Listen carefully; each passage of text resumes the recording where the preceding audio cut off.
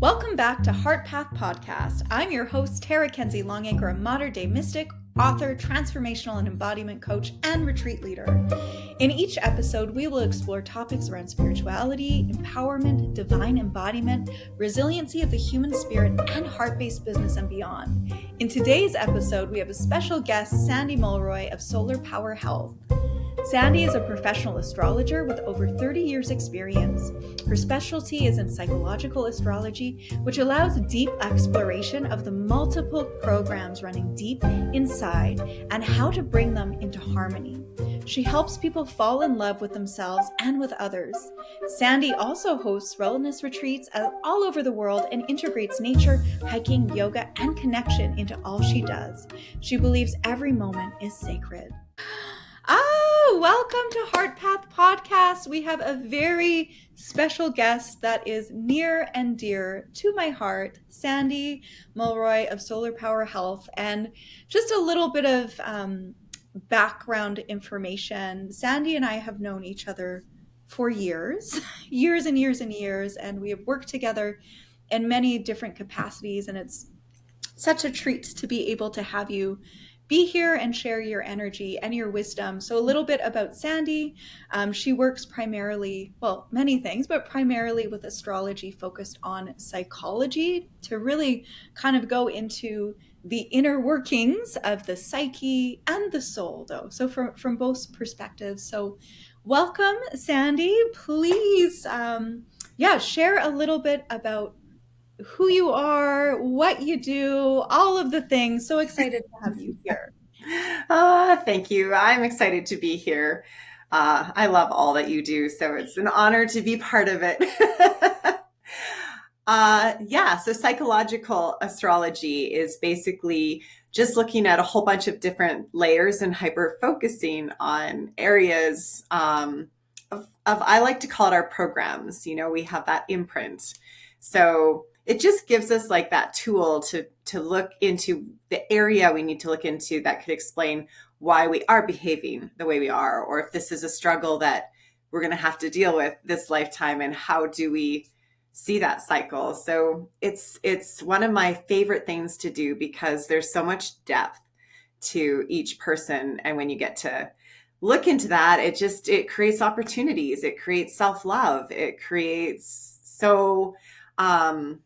ways of even helping you with your relationships, because you can start to see like, what is it that you need and what is it you are reactive to and not responsive, or, you know, so on. So I got into astrology years ago, and as most people who I think work in any fields, psychological or soul or anything like that, is, you know, we weren't, and I'm not speaking for everyone, but for me, I didn't feel understood or seen as a child. So this is the first thing that I actually was like, oh my goodness, there's something out there that can explain things and validate who I was. So that's what started it all. And that's where I am now. And I love that word that you use, validation, because astrology, and I'm sure we're going to even go into this with more depth, but astrology really does give you, like, it gives you a picture of who you are with specific qualities, characteristics, like even physically. So it's so fascinating to see and be curious of, like, how did they know? How did they know this? How did they develop these character types? And then, but also at the same time, know that you can apply it to your life and you can have validation, because you might be a specific way or prone to specific things and not understand it, but then it helps you see it and understand it. And I love that. And that's the ultimate part of astrology, whether you're a psychological astrologer or you're watching the transits. The bottom line is, as the planets are not working against us ever. They're always working for us. So even when we come up to these challenges, when we can see the areas of life and then the energies that are at play, it gives us that tool of how to navigate it as like a compass, instead of feeling like we're being shaken up all the time. Yeah, because it can feel like that. It's like, what's happening? But then, like, yes, the astrology, you know, and of course we do want to still take accountability for ourselves and our lives and not just, it's all the start. But when huge things are going on collectively or personally, if you look at your astrology, it it almost like is like that they're there. I love that. I use that example a lot with Mercury retrograde Oh, because it shakes a lot of people up, but everyone in the world, they don't understand it fully. So they tend to just like blame everything on it. That and full moons. But the beauty is the more you understand your chart and so on, then you can see, okay, well, where is this affecting me or how can I use this? And then some people too, like I was lucky enough to be born during a Mercury retrograde. So when the world goes into chaos, I'm like, oh, finally everyone's thinking the way I do. so you were born during a Mercury retrograde. Yes, yes, I was. Oh, okay. I want to say I think I might have been too, but I don't. Is that where it's retrograde in your chart? Yes, yeah. Okay. Okay, me too. Oh, Yeah. It means we process information differently. so how did you, because I know you were working with astrology when you were in your younger or teenage years. So how did I don't even want to say how did you find astrology? It's more of how did astrology find you? How did this path find you?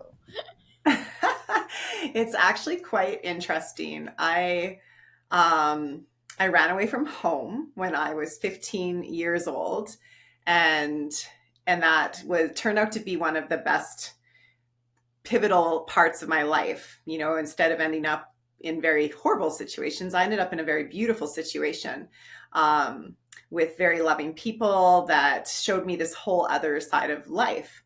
And one of the lady who took me in, her name was Robbie. She had this book by Linda Goodman, who I actually include in every course I teach. And I started reading it one day, and my first thought was, if my parents could have read this, like it would have changed my upbringing. It would have changed our relationship dynamic, and it would have clarified so much. And it was like someone saw into my soul, and I wasn't a bad kid, and I wasn't a lot of the things that I was told were very wrong about myself were actually my superpowers, and they were good. It was this liberation. And then I realized that as soon as and I'll admit I was 15, when I got to know everybody, all of a sudden I could use this in making friends, having boyfriends, working with everyone around me. I started to have compassion and see how different energies, click. And then I started to peel back the layers. I'm like, what? It's not just one sign, you're all the signs. Like, how does this work? And so I've been studying it for a long time.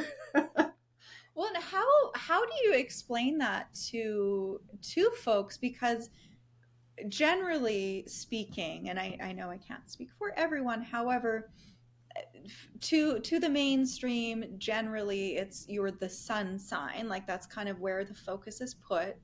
But we are all the signs. So how do you, and I'm sure you do this in your classes, how do you explain this to folks that know like you're more than your sun sign? You have all, and that's just like the tip of the iceberg, not even, it's like the tip of the tip of the iceberg.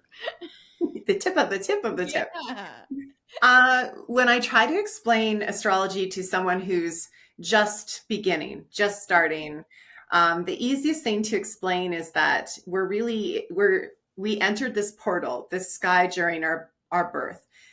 In Western astrology, we use a lot of the tropical zodiac, which it follows the seasons, the solstices, the equinox, the lunar cycles, and the solar cycles, and so on. There's so many other charts out there. So to not be confusing, I'm only going to focus on that one. That's the one we use in psychological astrology the most. But the closer a planet is to Earth, the more influence it has on us. So that's why the sun and the moon are so important. So what we call our zodiac sign in the West is where the sun was when we were born. And but if you live in the eastern parts of the world, they actually follow the moon. And both are correct because the sun is our external expression and the moon is our internal expression. So they're both very there. But basically, every planet governs a part of us, or it might be generational if it's a slower moving planet.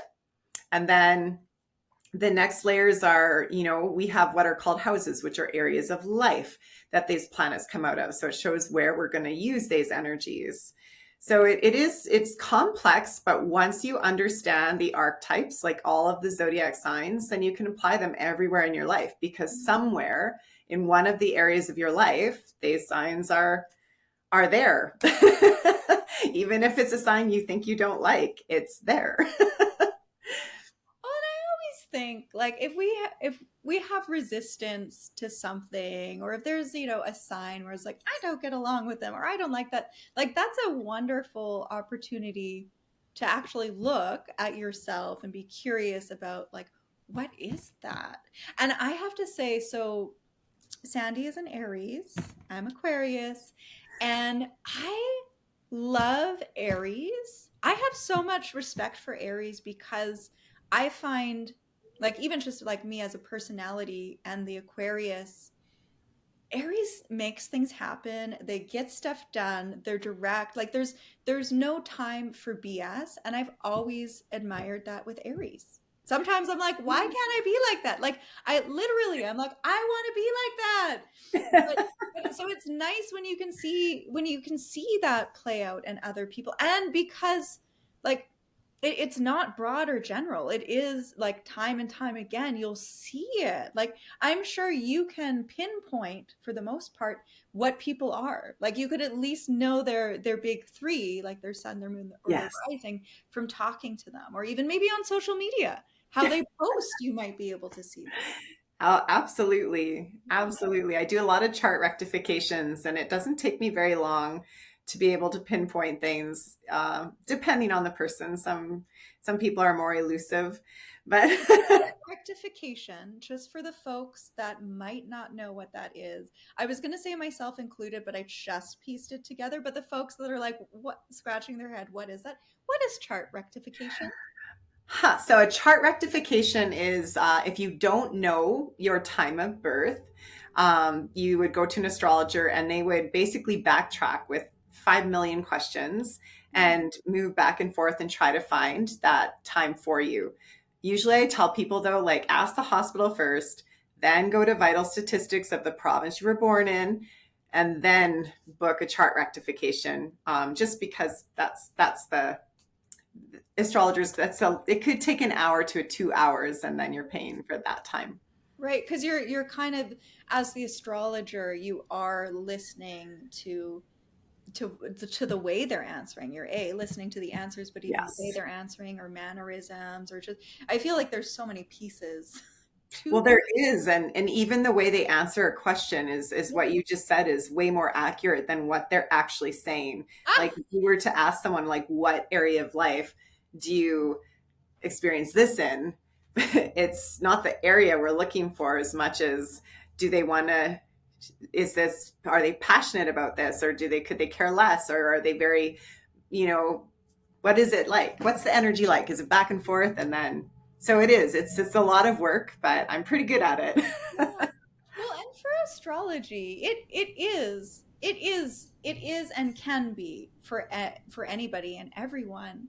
What would you say would be the most common questions or things, like if somebody's booking a session with you for astrology, what would be the main things people are coming to look at? Like what, especially if you're focusing a lot on the psychology aspects. um I would say the biggest things are relationships with each other's. Usually I do a lot of synastry charts back and forth with parents and their children, um, or couples. um, I also help a lot of people that are stuck in loops, Mm, where they can't seem to make that jump. yeah. And also just, there's self-reflection. Our whole world is so busy. And when you try to jump into that pool of just even having some time to get to know yourself again, it's you're almost attacked with it everywhere you go. So this is just a nice way to gently be like, "Hey, what is it that your heart wants? Like, what is it that, you know?" And then lastly, I'd say a lot of childhood. Like with astrology, you can really go back into childhood and yeah. Ooh. So if you're looking at childhood, are there specific placements that are going to have stories that the chart's telling, or are there specific houses that the chart's telling? Like, Yes, depending on yes. the person, Yeah, all of it? absolutely. Absolutely. Usually we go to what we call the Imam Coeli, the bottom of the sky. And this is like represents a lot of the childhood things you would have gone through, and what it was mostly like for you. And of course with astrology, it's not predictive, but it can help peel back layers for that. And then, I Is also it work the with, bottom of the chart? Sorry for interrupting. Bottom of yeah, the sky, bottom of the chart? yes, the opposite of the mid heaven, which is the Okay. top of the sky. So yeah, the fourth house is basically your childhood in a lot of ways. But Okay. that point, that direct point that we call it the angle, the bottom of the sky is like, what is that energy? Mhm. Yeah. And then I use the gene keys as well, where we go through the Venus sequence and You're from reading my mind. right? Ages 0 to 14, we develop our emotional, intellectual. So you can like look through there too and see where did you maybe where are some shadows of how you have your interpersonal skills based on your childhood. So I love doing a lot of stuff like that. Well, and how did this transform? Because like you have like more of a holistic health background as well, and then now it has started because we grow and evolve and shift from one thing to the next with what we're doing. So how has this transformation been for you from doing more like plant-based therapies and even yeah, focusing on folks with that? Do you still support them with that, or is it more in the astrological psychological domains now? It's funny. I know you were a part of watching me go through this journey. Yeah. Astrology had always been my passion when I was working a lot more with just herbology and herbal consults and, a lot of those more in holistic sessions. I always used astrology, but I hid it. I hid it under a bush because I thought people wouldn't take me seriously. But I reclaimed that, I would say within the last probably 5, 7 years. And so I still do those things, but it's important because there's astroherbalism, right? So you could, you're Aquarius. I could tell you to take skullcap to help you sleep. And that might be a great suggestion. But if I gave you valerian, it would probably cause massive anxiety because Aquarians live in the quantum fields, right? So you need almost that brain cap. So understanding people's like physiology astrologically, and then what herbs, because herbs have their own zodiac signs too. They're attributed with different planets. So you can really use that. And also iridology works with astrology as well. So I kind of combine all those things together. I don't do them as often. Right. Um, but it's just because of I think there's still a boundary that people have a hard time crossing between the two. Well, and what was that for you? Because you said you're like, I've reclaimed that. What was it for you where you decided or where you made the choice of, you know what, like this is where my passion is, this is where my heart is, this is where I want to go and where I can see things in a totally different way, or I can see them expanding. What was that for you that was that switch or and initiated the change? I would say it's I'm so good at it. Like, and like when I say passionate, I stay up until sometimes midnight, 2 in the morning, reading other people's charts. And it's hard. I'm a projector, right? So I want to tell everybody, but I've realized I have to wait for that invite. But I can see so much. And that's what really makes me feel great is that connection. So whether I'm teaching people how to read their own charts, or whether I'm teaching or I'm taking someone through their own, their own natal chart, or maybe their some other charts, I do tons. I get thrilled for them, and it just blasts my heart open when there's those light bulbs that go off, and it just fulfills me. And so that the more I realized that was the feeling, the other things kind of naturally needed to go. And it took a long time to let go of them because they were my main source of income. But I was kind of getting resentful to that, and wanting like people to realize that, there's so much you can do with us. So I made the jump. It was actually you who helped me. Well, and your passion, like when you say that, like Sandy is not like she's not minimizing. Like it is 100. Well, it times infinity because we used to do events together. We did them in person, but we did them online with astrology and the Akashic records.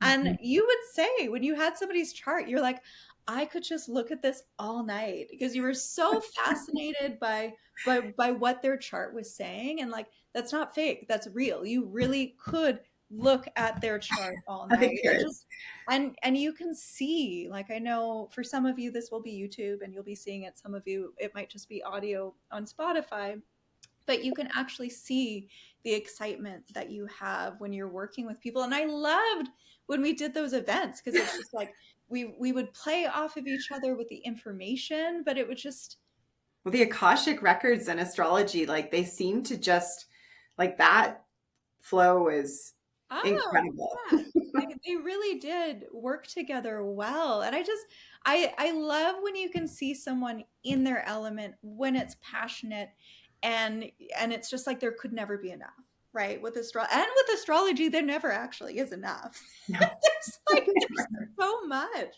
There's so much to explore. And you touched on gene keys a little bit, but you've merged. So could you explain gene keys a little bit for folks that are like, what are they talking about? Yes, I can. So one of my good friends, a local musician, true Guy Starhorse, told me about them years ago, but they just didn't resonate at the time, mostly because astrology is so encompassing. I didn't see a need to go into human design or other stuff because why change what is so good? But then we had another conversation where he's like, well, it's a blend. So to answer your question, Gene Keys is a blend of the ancient I Ching, human design, and astrology together. And it goes through three sequences in life where you can just contemplate and activate these things that are literally in your genes. In the ancient I Ching, they have 64 hexagrams that they believe make up everything in the universe. And it was discovered in the 80s that we have 64 codon rings in our DNA. And all of a sudden, everything just came into place.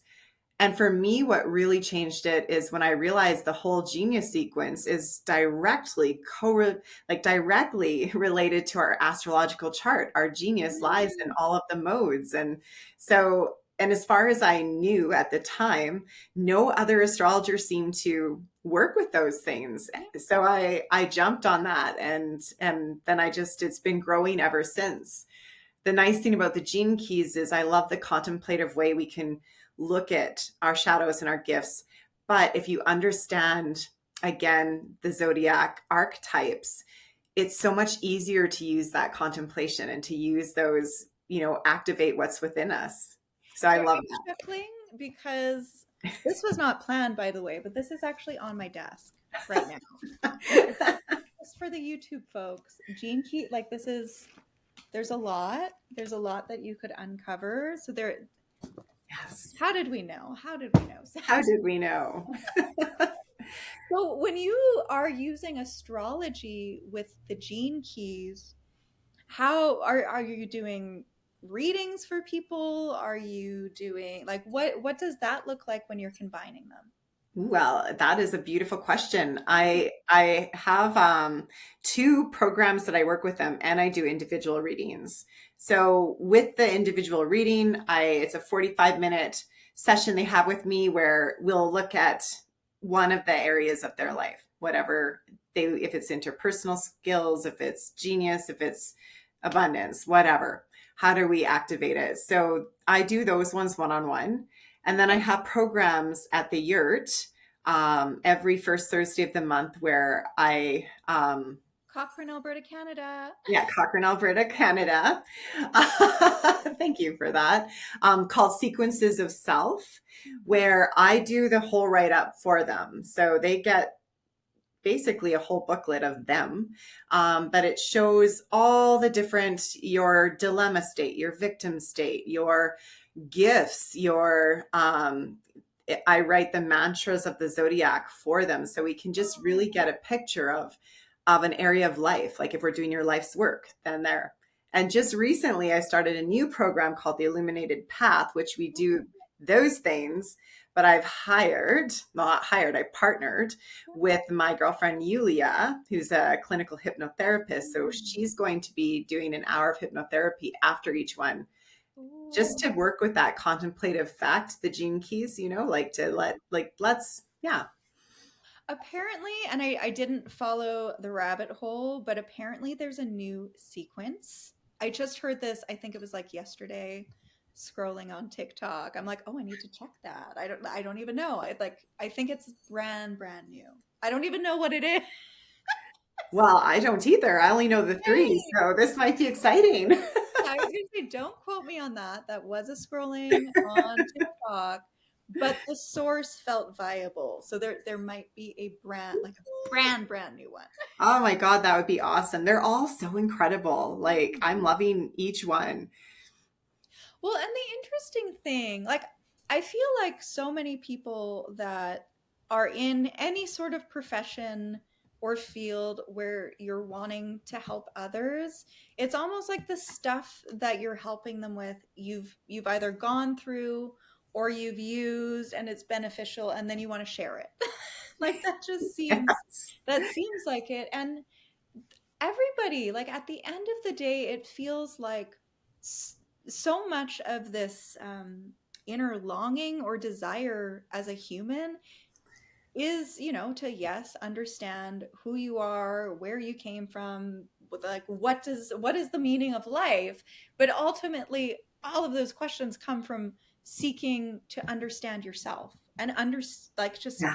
why do you tick, Which what is the makes you same tick. thing. It's being meta human, right? Like the more you understand yourself, the more you understand the universe, because that is, we are. Well, then for you, what got you in this path of helping other people? Because you've always been in some sort of role that has been to support other people. But what was it where you're like, you know what?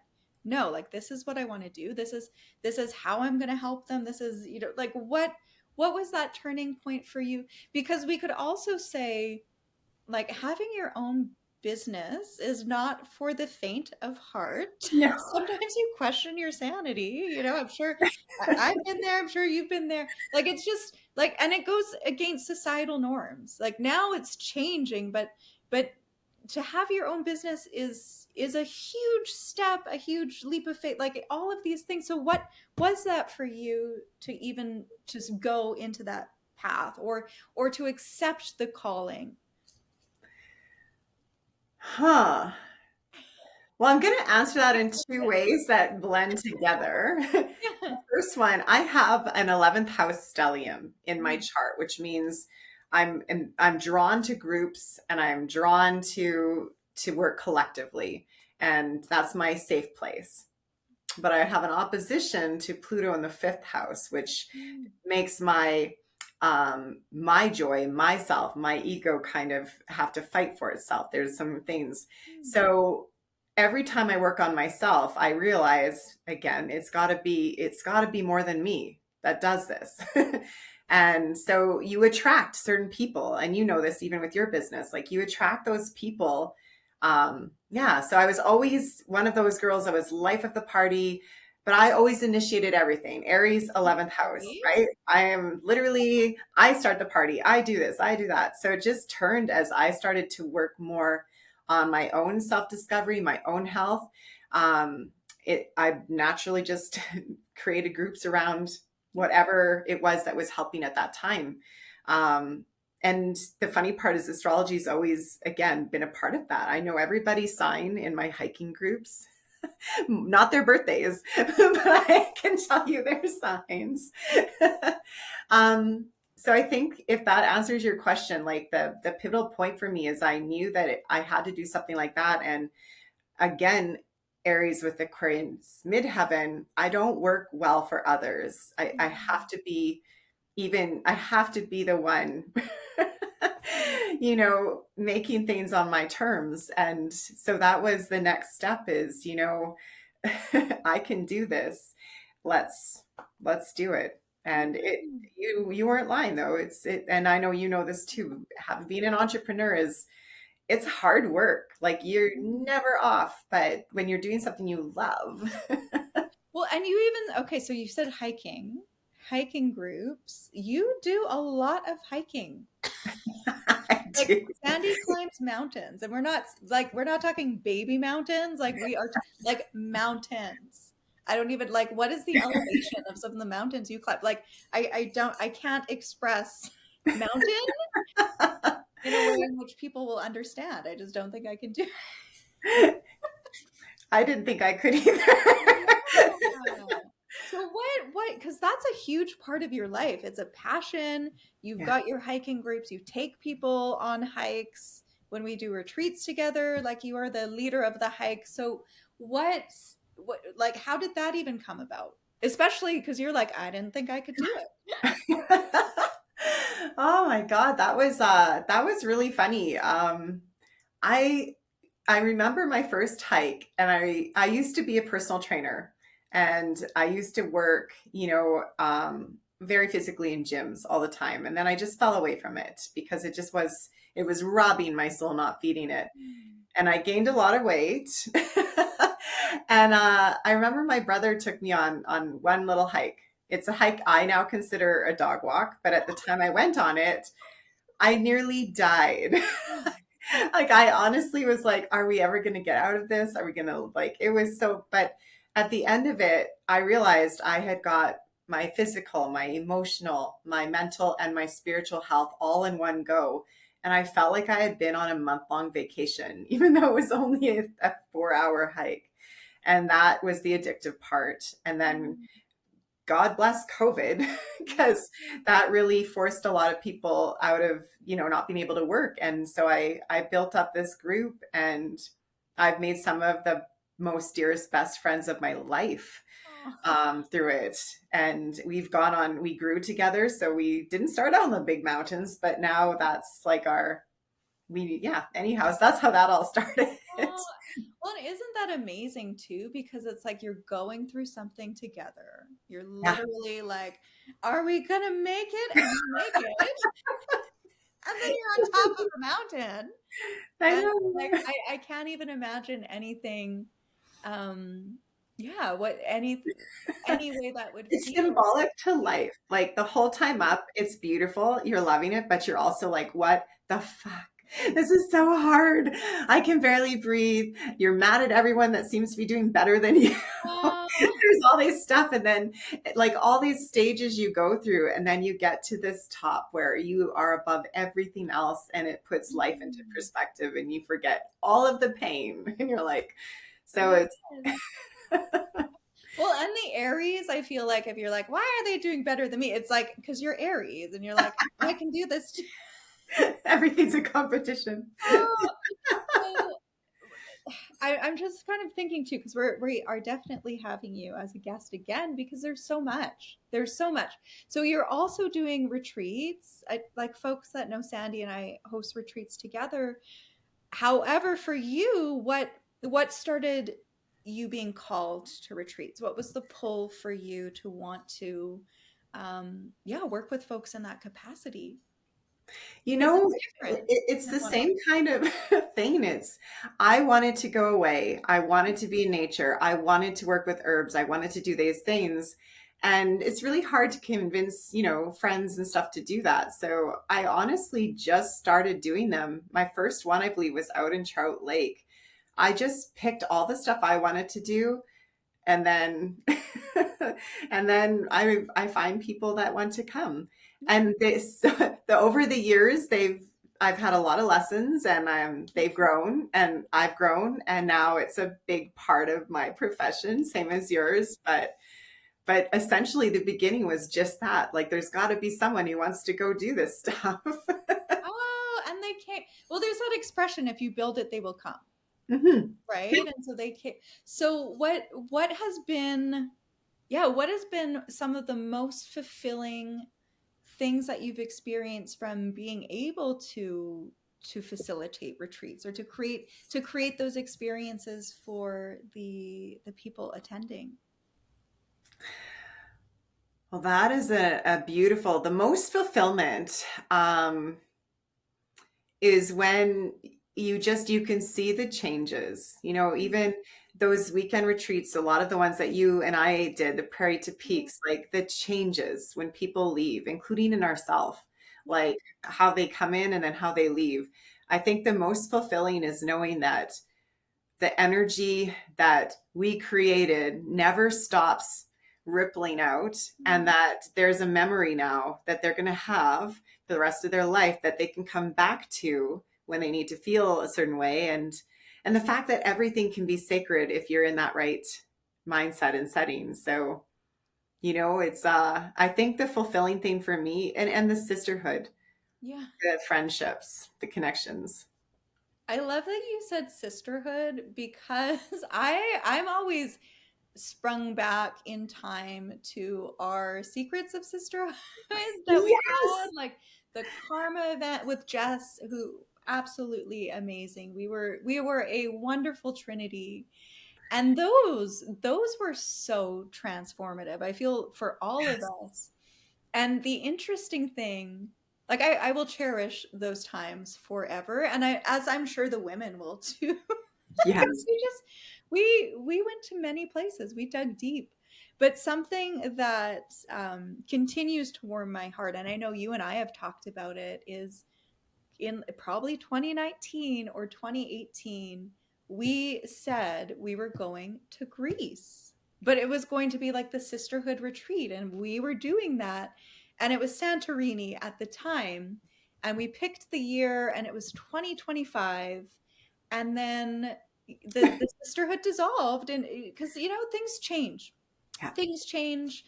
The COVID time was an interesting time, and it just realignment and refinement for many different ways, and we started to create new things. But I chuckle because now in 2025, in the fall, in September, where We're are we going, Sandy? Why would we we're going to Greece. Manifesting. It is a thing. And I don't know, I can't get that out of my mind because at the time I know it felt very real and we were committed to it. And perhaps, separately or in the ethers, we were holding that vision because it's happening now. It's not Santorini. Well, and just to reaffirm on that, because I Yeah. was going through all our sisterhood stuff, because I'm officially letting it go. Okay. But but when we wrote 2025 Greece. We Yes. said Santorini, but we didn't write that down. So Oh.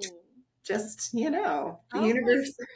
Oh, so we didn't even write Santorini. We just had Greece. No, I think we just in our head, that was like what we were seeing. Yeah.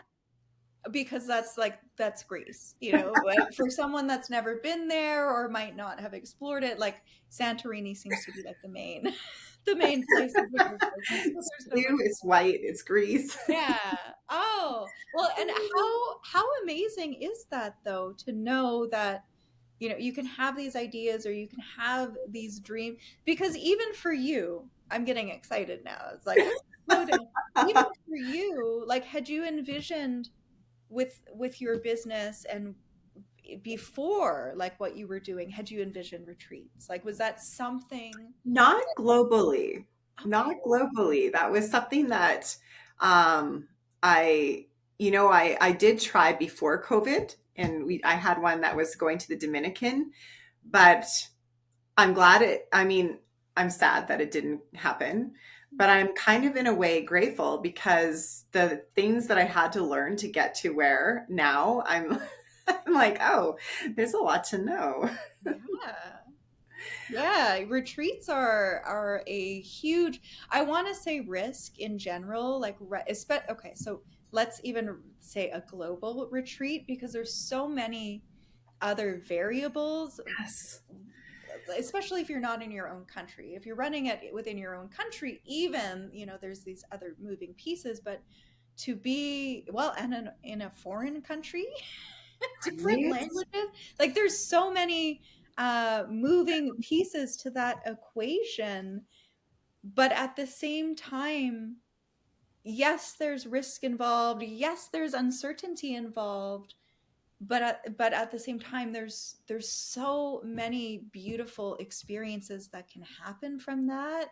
Yes. But yeah, it's such an interesting space, and I'm just reflecting even last year, because there were so many retreats being canceled by people that have been running retreats for years. I'm like, oh, that seems like wild to me to think about that. It's just an interesting climate that we've been in globally, but the magic that can happen from going to these different places and connecting, the sisterhood, once again returning to that sisterhood, there's nothing like it. Like, there is There nothing. really isn't, it's not something it's something you can do solo and come back with friends, you know, Mhm.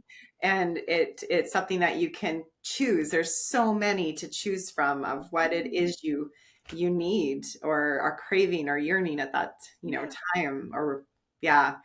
I think and to be part of that flow, it's intimidating because there's a lot, but then nobody does what we do.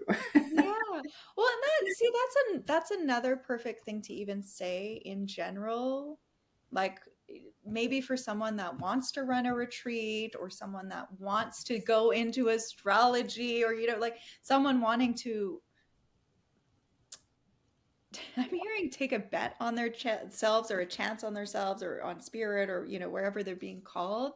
Sometimes you can look, and yeah, actually, even like astrology, perfect example. There's so many people doing astrology. Like, there could be that mental block that says, "Oh, it's saturated. Who's gonna come to see me for an astrology reading?" But then at the same time, like, yeah, who's going to come see you for an Yeah, astrology? Because because nobody can do what you can do. no, no, because we have different perspectives or different life experiences. And I know, even telling people about Greece, when they knew it was you and I, they're like, okay, where do I sign up? Just because it's you and because it's me, and then together, like, what we create. So it's like, we could have we could have said we were going to Timbuktu. Nobody. It doesn't matter where we go. Well, we've proven it doesn't matter where we go. Oh, Mexico, hey, boot camp. Yeah, it's just like, if anybody has those fears or those blocks, and we're human too, so I don't feel like we're immune to that. Like, I know I've even had doubts in different areas in my life too, but at the same time, like, thinking like that isn't doing you any favors, or the people that are waiting Well, for and you. everybody has, we say they're unique gifts, but we also are forgetting there's a divine timing. Yeah. So, like it's never a competition. It's always about the right person finding at the right time, and in order to be in the right place to help them, you have to understand what your gifts are and stand in them instead of having those thoughts. Yeah, and once again, it's a human. It's the human thing. It's the experiences. But I'm just chuckling because sometimes and this would be seen in astrology. This would be seen in the gene keys where you might see something as a detriment or a barrier, but that could actually be your superpower too. And I find when you've got these modalities like once again astrology or the gene keys, it's going to shine a light on that, right? Yeah. Where you could see, oh, this is actually this thing that you have is for protection, or this thing that you have is because you're mindful, or but so it doesn't have to be seen as a negative, which sometimes, if we can It's hard not to with society and with understand. our own egos. We really Yeah. like to cling to things. Mm. And that's unfortunately like what you were just saying, we have to when we realize that our biggest struggles or those oppositions we have in our life are generally that's the path. Yeah. Well, and I love that you're saying that because we touched on this a little bit as well. The things that you go through or the modalities that you've used that help you, you share them. Like naturally, you share them. Sometimes it's not even like business related. You find benefit in it, so you share it. And that even goes for life. Like a lot of the struggles that you've had or the experiences that you've had, you're then that guide for people that have gone through the same thing. So maybe they're still in it, or they're a couple, steps, they're 5 steps behind, but then you're holding a torch for them, right? So it's just to even remember that sometimes, yeah, we could be down on ourselves, or why wasn't it this way, or it could have been this way, but no, like the divine timing too, like it was that way Yeah, because it was like period. right. Sometimes we want to know why, but it was that way, period. And then how are you using that to Oh, help?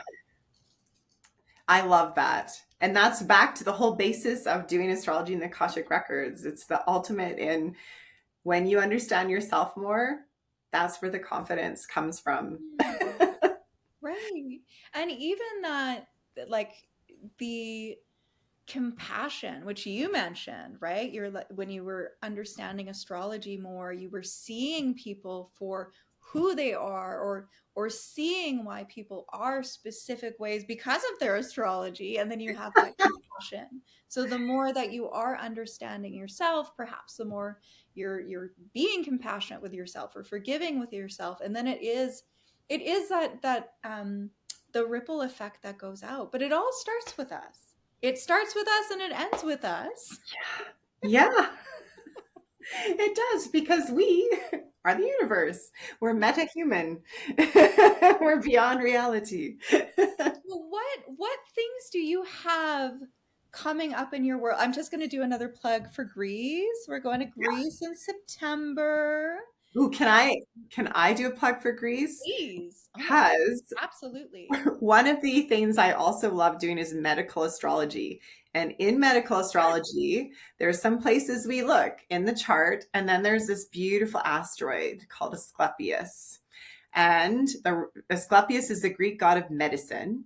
And Tara and I have rented out his temple, Yeah. and we are going to be channeling some Greek god healing while we're there and looking to where is he in your chart, and where have you been here before, and how can you help yourself heal. But I just wanted to put that there because this is not just a normal Greece trip. Yes, we're taking you on adventures, There'll but be some hikes. There'll be some there's going to be some hikes. hikes, but there's going to be like history with astrology in the Akashic records, and that is incredible.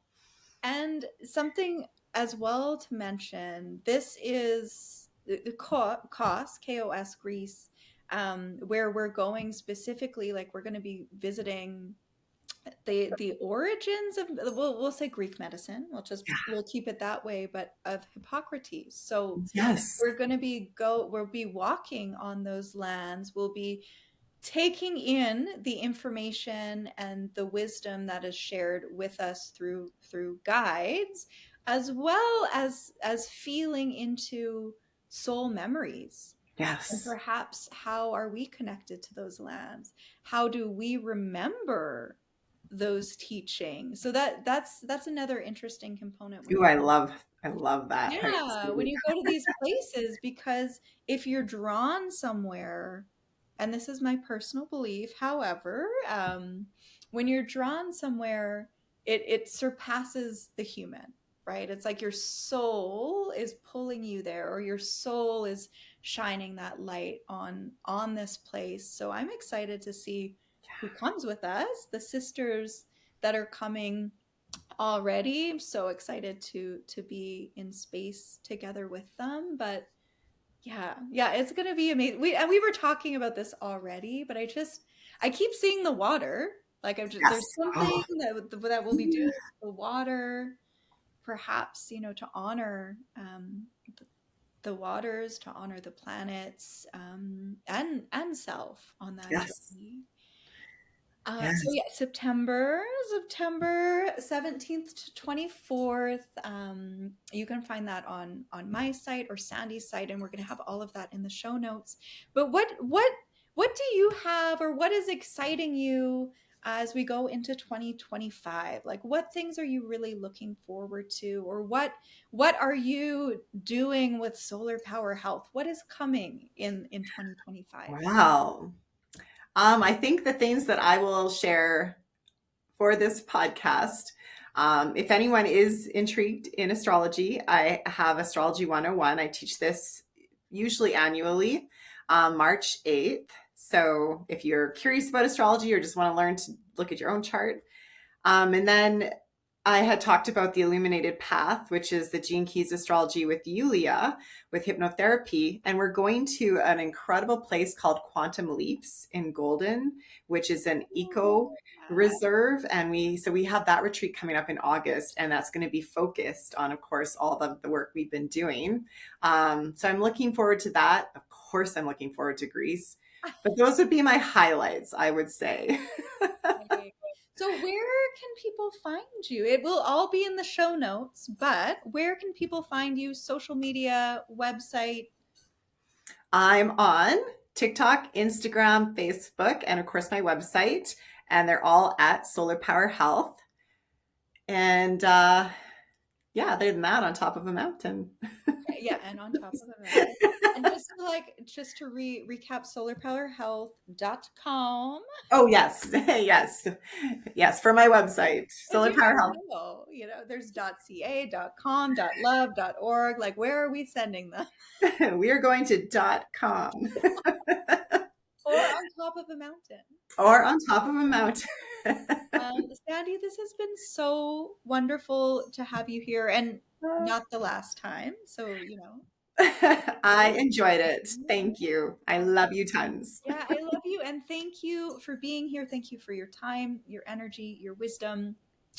And if y'all enjoyed this, we'll be in Greece.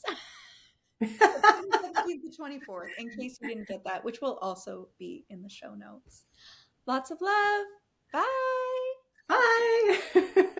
Thank you for listening to today's episode. And before you go, I wanted to offer an opportunity for reflection and contemplation.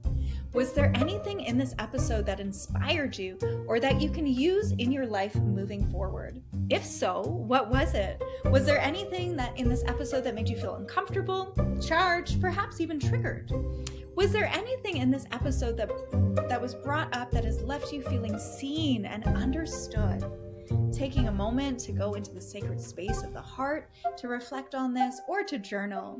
And I would love to hear how this episode impacted you. You can share with me on social media. And if you enjoyed this episode, please share with a friend, and subscribe. We appreciate you. Lots of love. Mwah!